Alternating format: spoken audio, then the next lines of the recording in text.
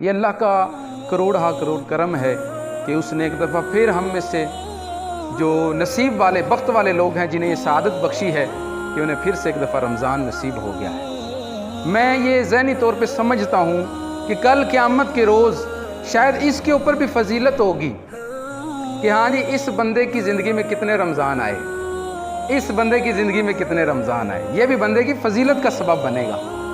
اور اگر اس نے ان بابرکت ساعتوں کو اچھے طریقے سے استعمال نہ کیا، گناہوں میں استعمال کر دیا، تو یہی اس کی بدبختی کی علامت بھی بن جائے گا۔ یہ اللہ کا کرم ہے، یہ ایسا مہینہ ہے، اس کے بہت سارے نام ہیں۔ صبر کا مہینہ بھی اسے کہا جاتا ہے، مواخات کا مہینہ بھی کہا جاتا ہے، بھائی چارے کا، مواسات کا مہینہ بھی کہا جاتا ہے، بلائی غم گساری کا مہینہ ہے، غم خاری کا مہینہ ہے۔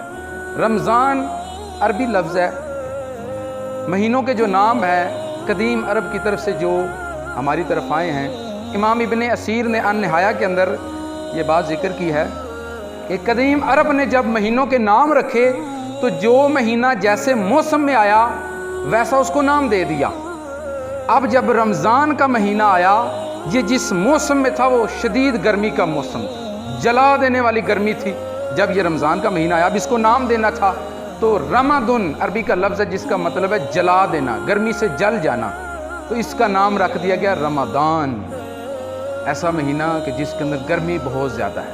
تفسیر نعیمی کے اندر امام احمد یار خان نعیمی رحمۃ اللہ علیہ، آپ نے بھی اس بات کی امام ابن اسیر کی تائید کی ہے، اور آپ نے بھی ذکر کیا کہ جب مہینوں کے اندر ربیع الاول کا مہینہ آیا تو یہ بہار کا مہینہ تھا، نام رکھ دیا گیا ربیع الاول، پہلی بہار۔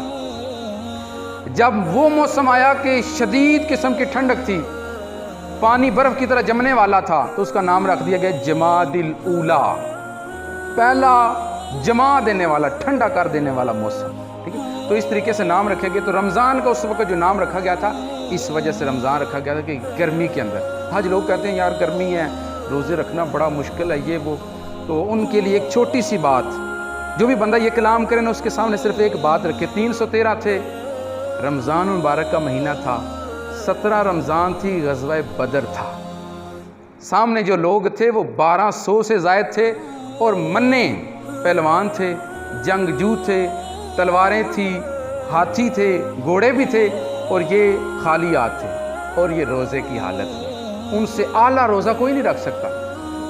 انہوں نے وہ جو عمل کیا، جو پہلی جنگ کی ہے، انہی کی وجہ سے اس دنیا کے اندر اسلام پھیلا۔ کہ کریم صلی اللہ علیہ وسلم نے بھی رب تعالیٰ سے کہا تھا یا رب العالمین صبح میری مدد کرنا، اگر کل کی جنگ میں ہار گیا نا پھر اس دنیا میں تیرا نام لینے والا کوئی نہ ہو۔